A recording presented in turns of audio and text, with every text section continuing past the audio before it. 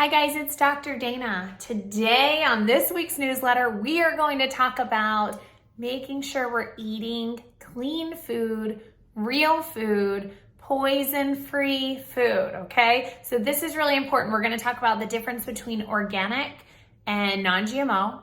We're going to talk about the FDA approving lab-grown meat.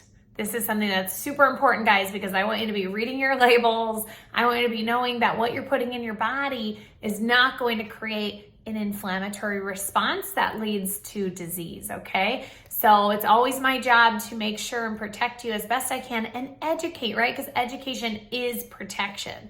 So organic is the best standard. Yes, I know a lot of people say, oh, there's always going to be organic pesticides get into organics. Yes, but organic foods have to jump through the most hoops, okay?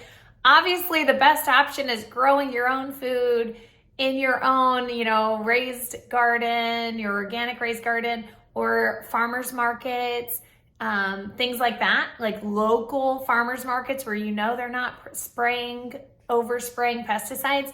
That's always a great option. Do that more often than not, right? Eat real food from local farmers more often than not.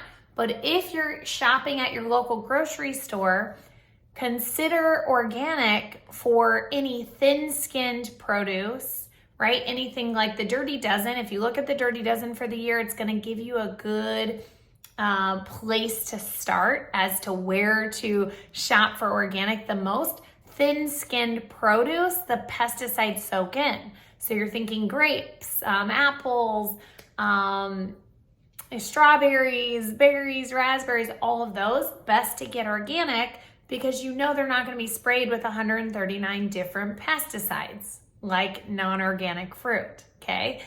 So the difference between organic and non-GMO is non-GMO, yes, it's real food, right? It's not created in a lab, but it's still sprayed with pesticides and still has conventional farming.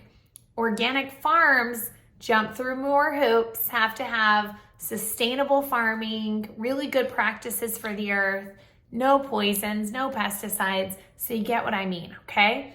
The other thing you want to make sure you're always eating organic is any meat products, okay? Dairy always has to be organic.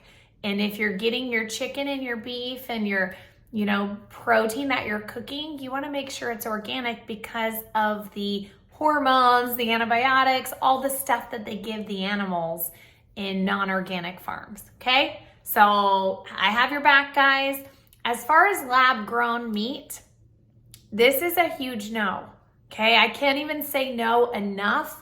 They are growing it by picking the fastest reproducing cells from the animals, putting these fast reproducing cells in a dish and then letting them reproduce on their own. Think of, guys, what reproduces really fast in our body that is also a disease.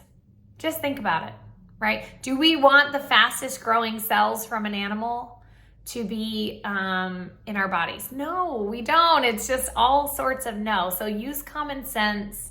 Say no to lab-grown anything. Any food created by a scientist is going to be a no because your body knows when it's fake food.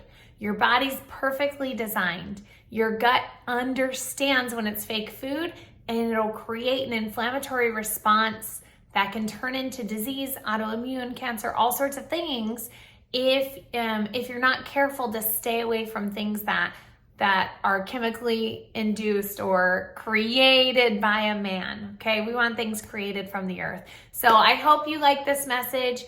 Eat real food. It's always going to be better. I want you to have less inflammation, lots of health, lots of longevity, and have a beautiful, long, healthy life. Thank you, guys. I'm Dr. Dana. I hope this message helped. Bye.